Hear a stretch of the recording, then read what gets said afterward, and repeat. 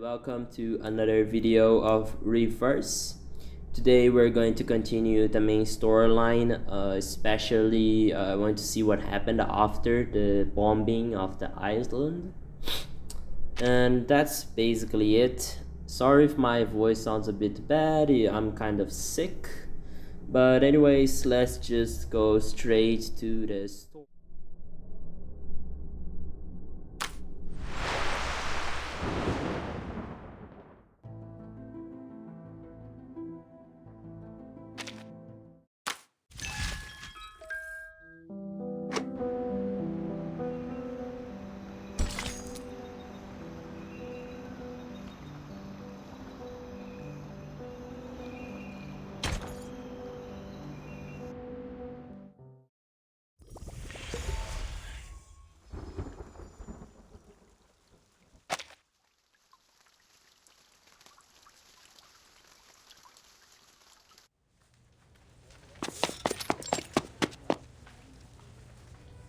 Wow! So this is the library in Burton School! So many people here. They're probably around my age.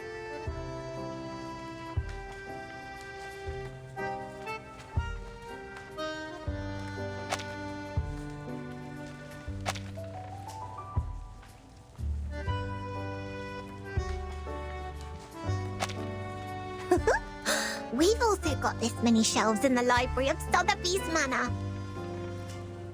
Are there any alchemy workshops and potion warehouses here, like in our manor?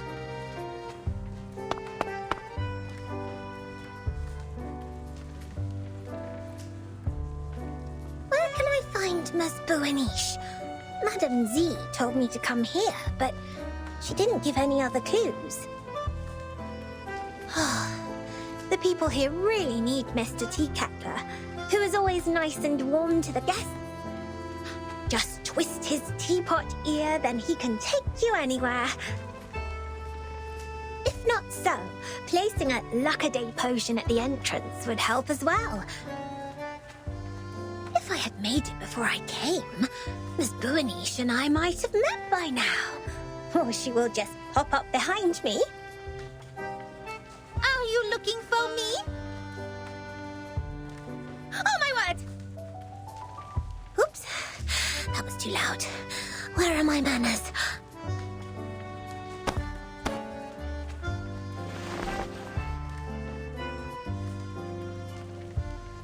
Oh, nice to meet you. Are you Miss Buaniche?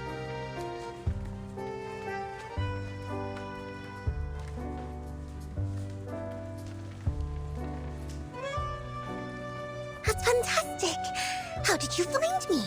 Did you see me in the Oneiromancy, or through a crystal orb? Either way, it is the great Arcanum. I'm much greater than that. Look at you, dressed as if you'd just been to a ball. You are as eye-catching as the pigment board on a sketch. I saw you the moment I came into the library. Does the Foundation hold balls too? Non, I'm saying... Est-ce que tous les amis de Vertine parlent comme ça? Never mind. Madame Z told me you wanted to look up the materials on the mysterious school that believes in numbers here. That's right. Miss Mossel told me she will thoroughly check the documents in the Foundation archive. So I'll go through the books in the SPDM library. If we can find anything about that school, we can be of more help to Vertin and her team. I'm sorry, Miss Sotheby, but I'm afraid the situation is going to disappoint you. While you spend the last hour looking for Teaketler's ear, the kind-hearted monitor assistant already gained a valuable access to the library. But I haven't found any records regarding the mysterious school that believes in numbers yet.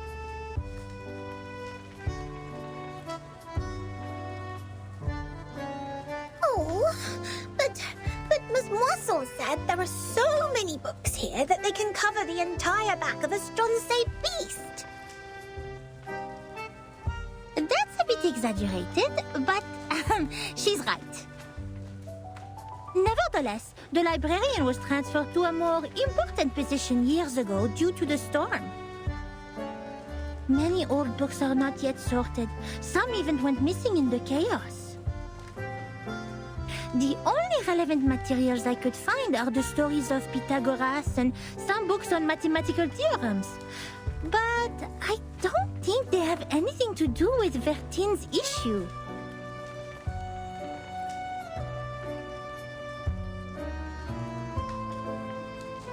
That means I can't do anything to help them. Please stop being emotional. It doesn't work on this professional member of the Foundation.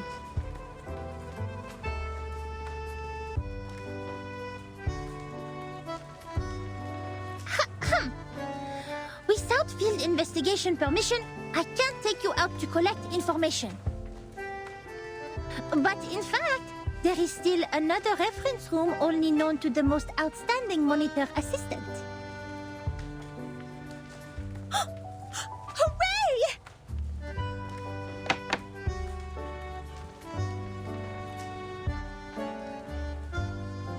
Shh, shh, shh. It's a violation to make noises in the library. Please follow me, Miss Sotheby.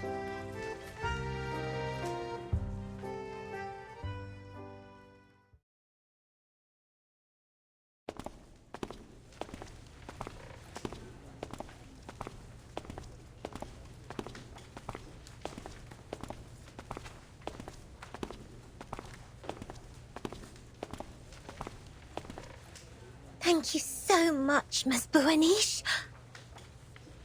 You mentioned ball. I haven't heard that word for a very long time. I remember what Mr. Carson, my butler, had taught me. He said, express your gratitude to fair ladies by holding a grand ball. I'll write to my father and ask for a brand new, unsinkable and maneuverable rock and roll park. I'm sure he will gladly say yes. Maneuverable rock and roll park? Yes. We can hold a twist ball on it when Bertin and her team are back. Please allow me to say no. The monitor assistant of SPDM will never participate in such an inelegant activity. Wait, did you just say Vertin and her team? We can talk about the ball later. The kind-hearted Matilda Buanish will try her best to help you with the task. But, of course, it's only out of her sense of responsibility, not for some personal reasons.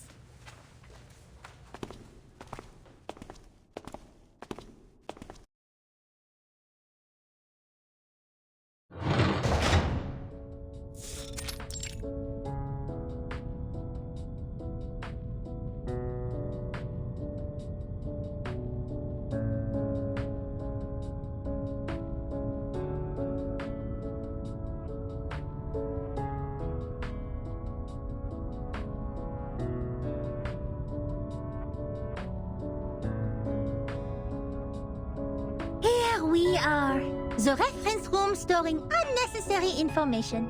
It's a place ignored by most staff.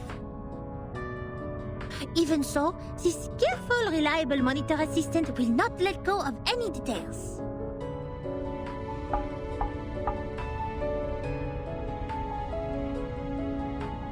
I hereby officially appoint you as the Chief Assistant of Monitor Assistant of SPDM. I will take my responsibility and teach you how to become a devoted Foundation member.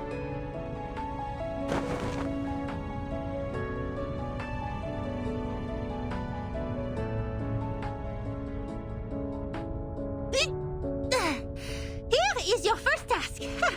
Read through these unsorted old files. All of them.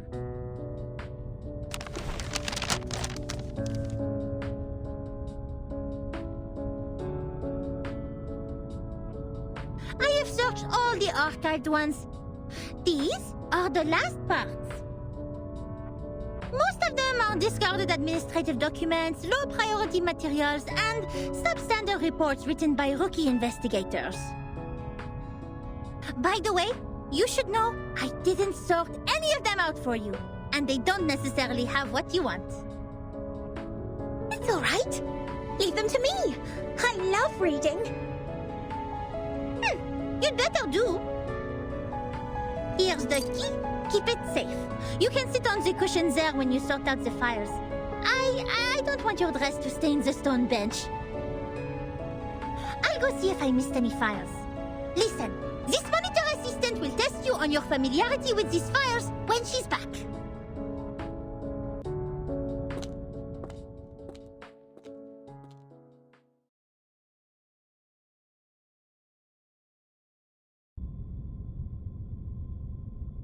Double check completed. Looks like I didn't miss any relevant files. Phew, quite a long day. I doubt if that spoiled lady can finish all the materials. She must have been bored and fallen asleep, waiting for her tea kettler in the dream. It takes much more than dancing at balls to be a Foundation investigator. I'll send her back to that teacher when she wakes up. In the end, it will be the kind-hearted Matilda who finishes the task for her. Being a great monitor assistant comes with great responsibility.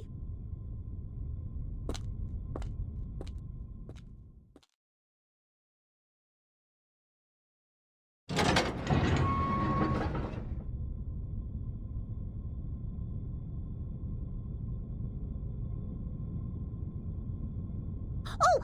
Miss Boanish!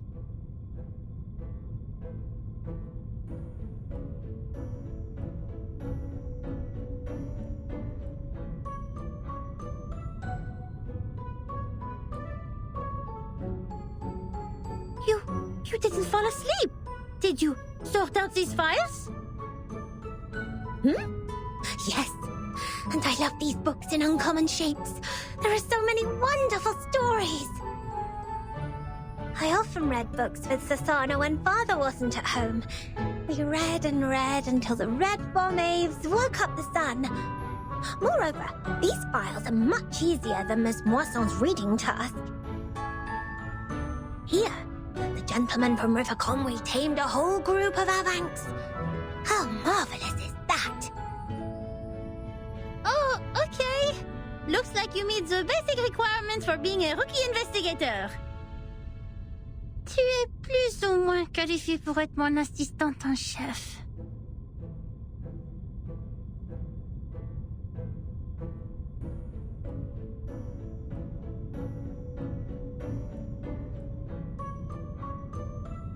And I also found this interesting report.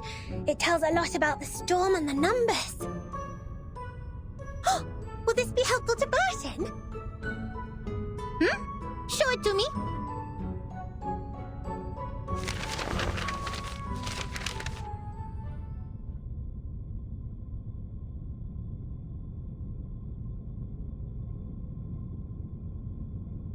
I have to say, it is undoubtedly a violation to submit such a report, but it will be a travesty of the truth and human sense if I cover it up. Peace, sense, justice. They have always been the creeds in my heart, and are now the reason why I've decided to write down the whole thing.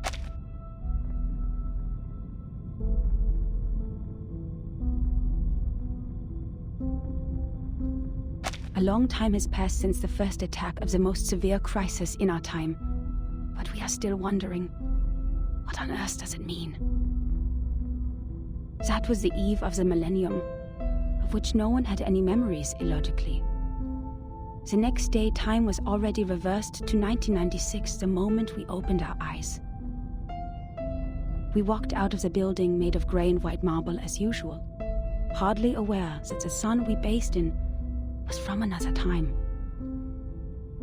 Our survival was unexpected and almost unbelievable in such a calamity which swept the globe. Why did the headquarters of the Foundation survive the reverse? Why couldn't we find our younger selves in the outside world? Did any other region survive it as we did? What was the cause behind this calamity? I didn't know, nor did anyone else. Things remained unclear until time was reversed again. This time, we all witnessed that rain in the 80s.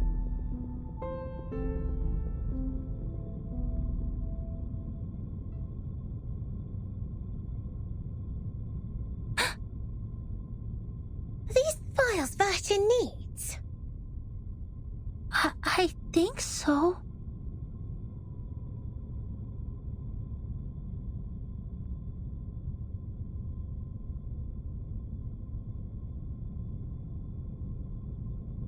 It's a report written by someone who witnessed the storm. And it has recorded the storms before Verton became the timekeeper.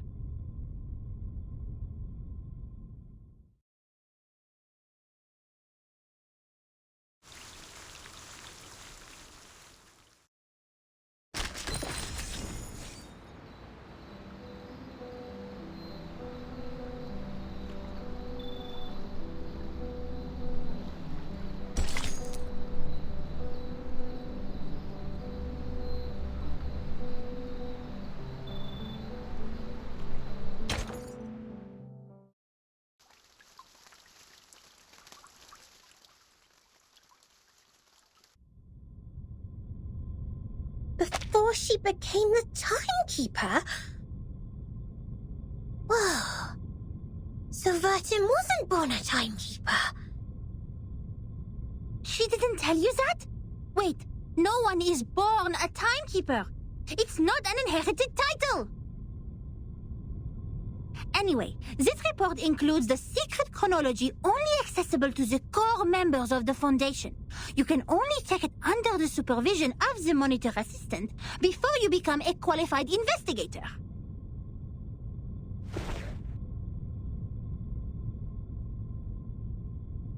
No matter what the reason is, it shouldn't have been shoved in this dusty room like rubbish.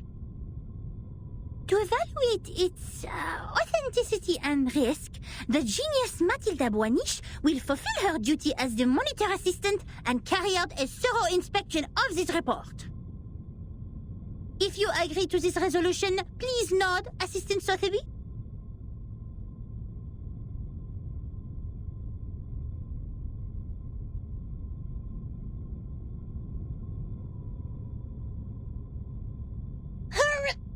Yes.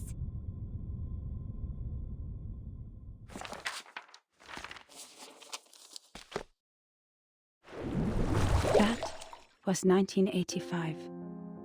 A gloomy, miserable night compared to that peaceful morning in 1996, when we were only bothered by confusion. We didn't expect time to be reversed again, nor did we understand the consequence. Even now, I still remember Paulina's desperate cry.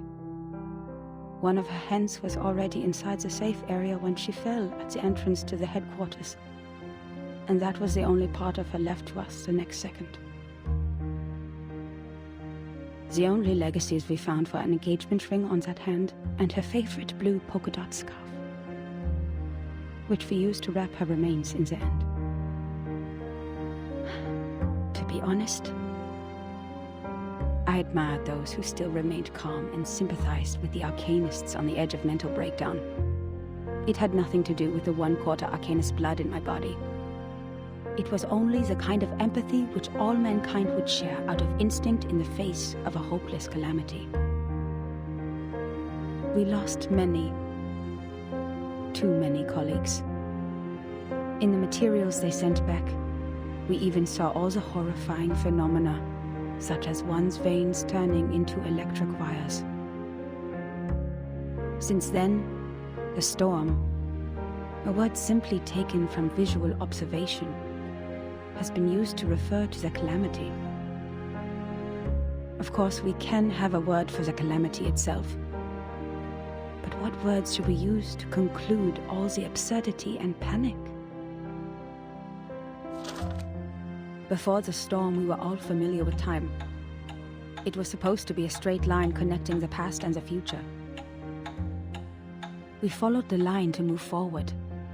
We broke free from ignorance. We built civilizations. We developed technologies, we promoted the well-being of mankind, and we improved our living conditions step by step. We were so sure that we were making progress on the right path.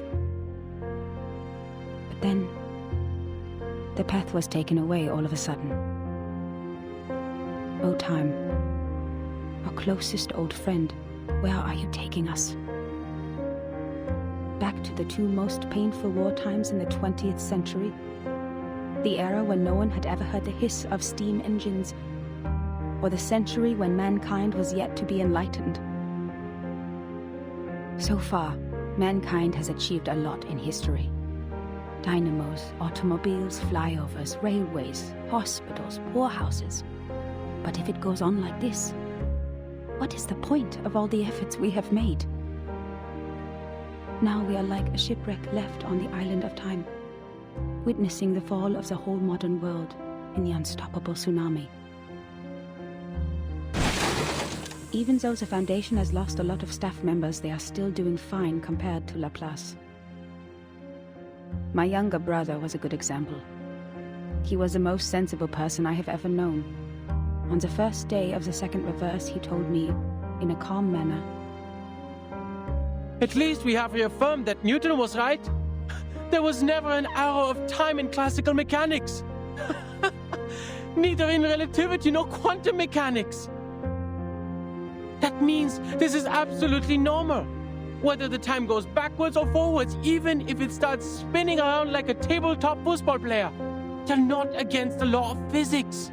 We can go back in time and give Poincaré a medal of great profit."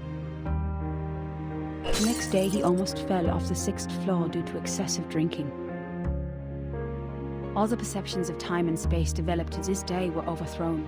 We couldn't find any theories to explain the storm in any existing researches.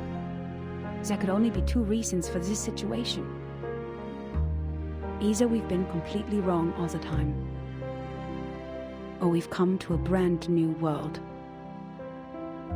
And this new world can never make sense in the way of science, or that of physics. It cannot be verified by an independent third party, and it is impossible to be comprehended through reasoning.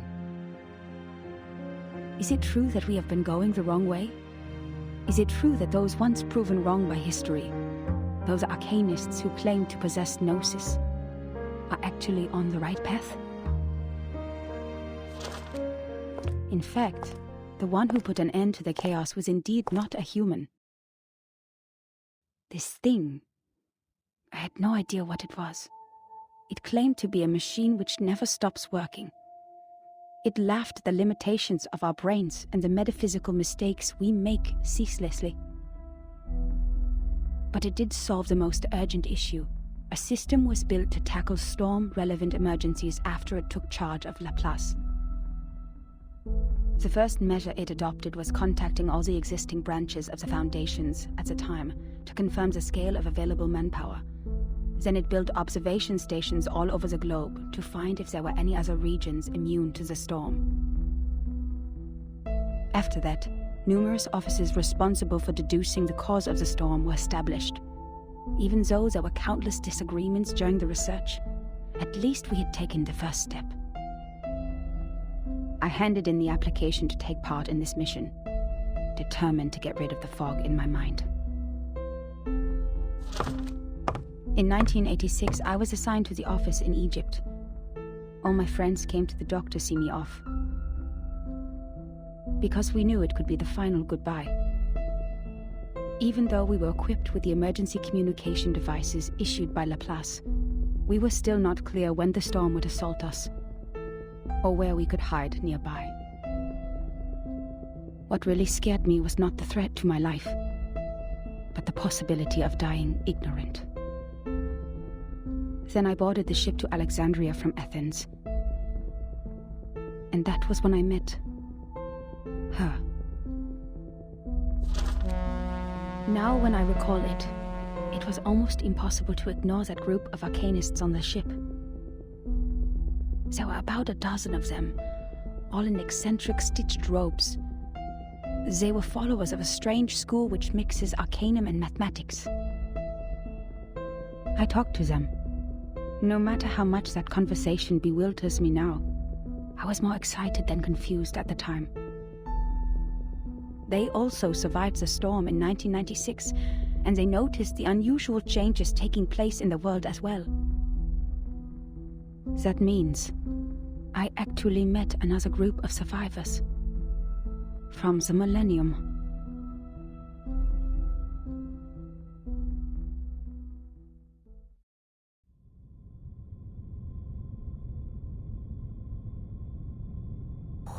Wait!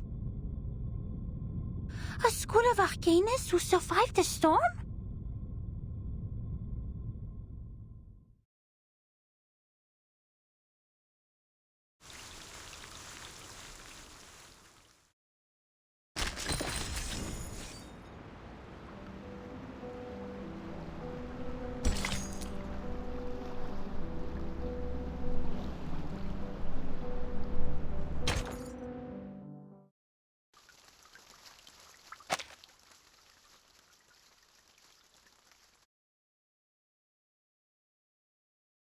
A mixture of arcanum and mathematics.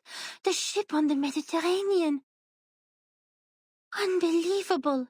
Our investigator actually met this group of arcanists who believed in numbers, and even left such a precious record down on paper. Does it mean we are close to being helpful to Version?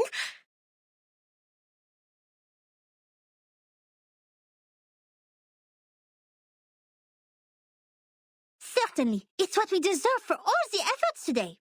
But why did they leave such an important report in the reference room storing unnecessary information? Did they misput it here after the chaos of the storm?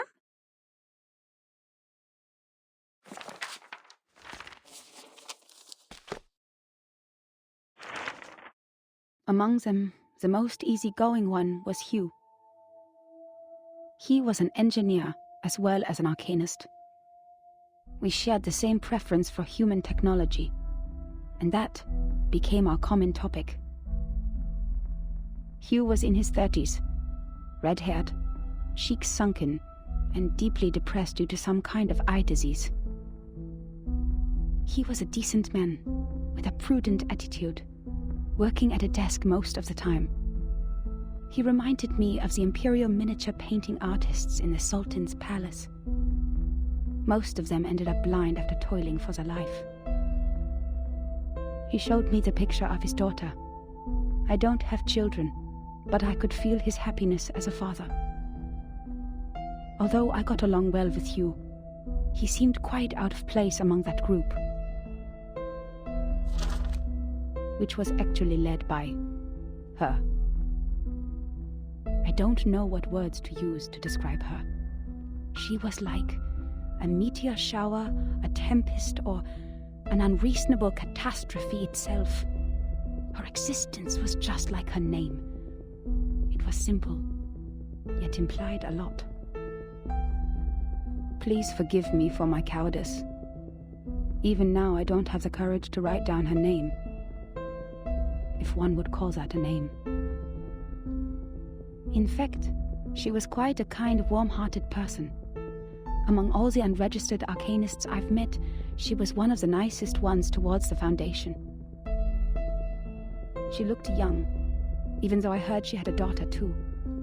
Besides, she still possessed the innocence of a child, and that kind of excitement exclusive for genius. That's right. It seemed the whole world was like a sparkling toy to her. Our communication was heart-stirring at the beginning. Both of us were eager to find out what was happening, like two shipwrecked victims grappling at each other on the sea. But I didn't have the slightest idea what she was talking about, actually. The problem was not the typical communication issues between humans and arcanists. I was sure the language we used didn't pose any obstacles, but still I couldn't understand any words of hers. I would believe that one is highly intelligent if one can name all the factors of 11,567 without thinking. But What this one said was illogical nonsense which no one could ever imagine. She claimed that there is a world of numbers, above all else, where the non-physical essences of all things exist in the form of timeless, absolute, unchangeable ideas, and that the physical world where the time flows is nothing but an appendage, which has never been real or true. And that's why the chaos in this world is not worth any attention, and we should focus on what happened to the supreme existence. What an utter disaster combining modern maths with ancient superstition. I saw another hubristic arcanist pretending to be the prophet by reliving Platonism.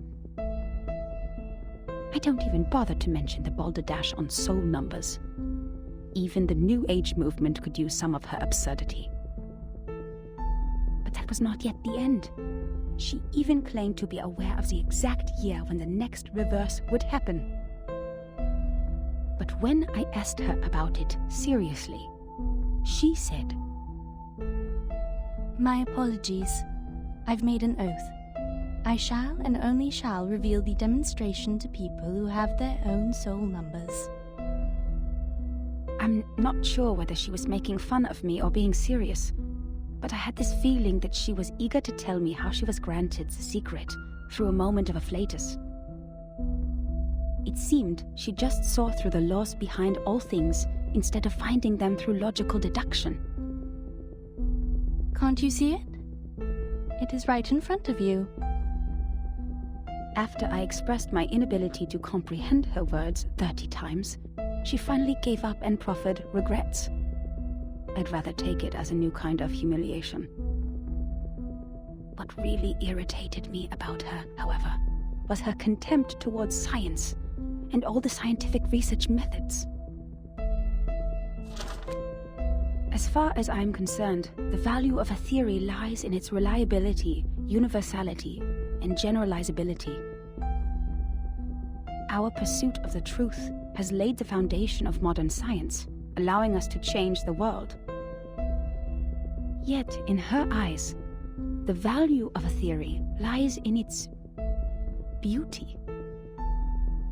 I talked to her on the current situation, and I told her how we would save lives and preserve the hard-earned technology of mankind if we could find the pattern of the storm.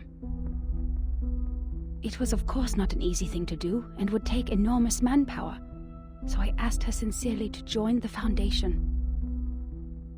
Yet again she responded with contempt. She believed they would only become another military squad of the Foundations. Darling, maths are beautiful for their uselessness. That's why it remains noble and graceful in this sordid world, despite you humans' reckless action of using it to calculate ballistic. She turned down my invitation and left an unfairly negative comment on our storm observation project. The observation stations you built are destined to be toppled because their basis is the fragile world that follows the laws of physics. The efforts you've made are like nails on a sand beach, which will only be carried away by the next tidal wave. But I said, perhaps our efforts are in vain, but someone has to do it. We will try every corner of the beach before making the conclusion that the world we are living in is already a hopeless ruin. What a pragmatic, rigorous, and rational speech. But dear, the world is a hopeless ruin. The conversation ended in disagreement. I don't know why arcanists hate the world so much. Perhaps the reason is they have never been truly accepted. To this day, I still remember her venomous conclusion. The world built on past experiences has ended. In your words, which you used to mock us, why not embrace the reality? Yet about the gnosis which she deeply believed in, and the so-called prophecy she made through numbers, she had never given any proofs or details that showed rigorous logic. And the reason for her inactions was Was an oath she had made before some stone? Therefore, I believed her words were only the nonsense of a lunatic. When we first met, I thought she was different from all those psychos, who mistook the malfunction of their prefrontal cortex as the will of God. But they turned out to be the same. In the name of human sense, I swore everything she said was absurd and ridiculous to me. Until...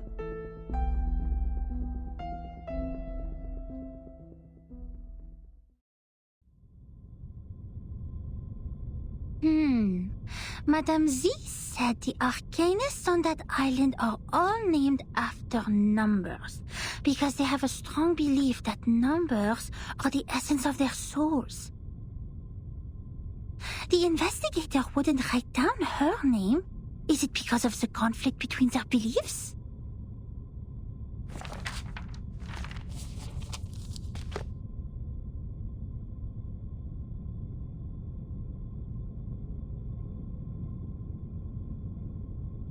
Huh? That's all?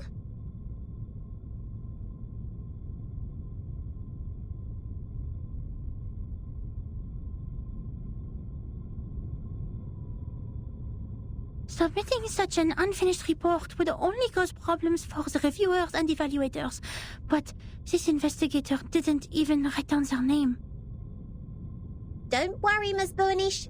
I'm familiar with this situation. Every time after the brave Typhon defeats Jupiter, he returns to the Auto Island. But each time we twist the ear of Mr. Glassbox, Typhon will show up again and again. Ms. Moisson told me the ear is the key to bringing back our hope. Wait, don't tell me you are talking about the shows on the mechanical television?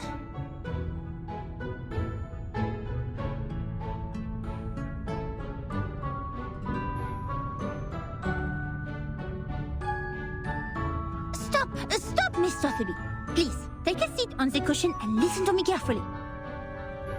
This is a detailed report written by a formal investigator of the Foundations, not some TV show full of cliffhangers. That means we will definitely find the rest somewhere. Oh, I see. Must be a Coco-treant who took away the other part of the book.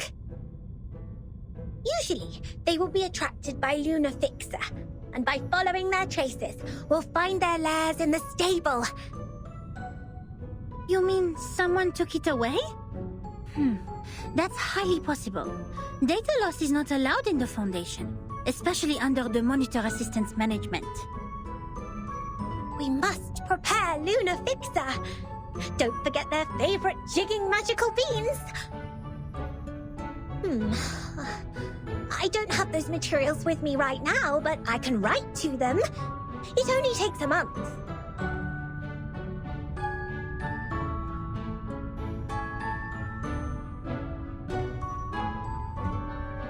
Nuh-uh, we don't need that.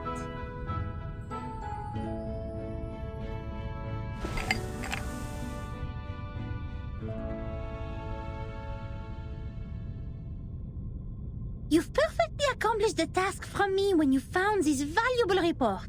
Well done, Assistant Sotheby. Now it's time for the great Matilda to show a little bit of her greatness.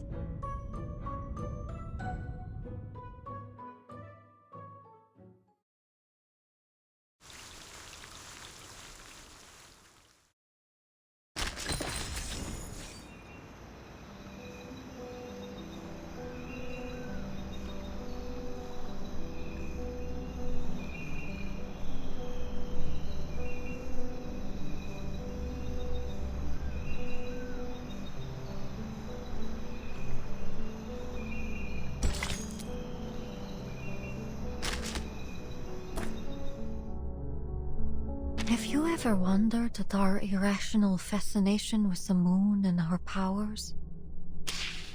Ghosts, werewolves... So that was it for today's video. I hope you guys liked it. And I'll see you on the next one.